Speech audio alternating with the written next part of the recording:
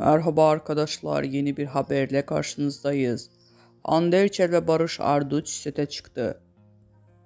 Hande Erçel uzun süre sonra ekranlara dönmeye hazırlanıyor. Müjdeli haberi sosyal medya hesabı üzerinden paylaşan güzel oyuncu, rol arkadaşı Barış Arduç ile sete çıktı.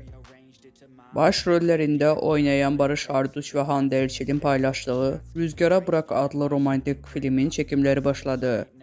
İstanbul'da başlayan çekimler Urla, Çeşme ve Alaçatı'da devam edecek.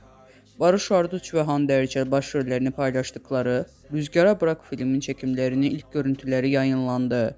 Oyuncuların birlikte pozları "Biz sete çıktık, ilk ve en tatlı kareleri sizlerle paylaşmak istedik" notunu bıraktı.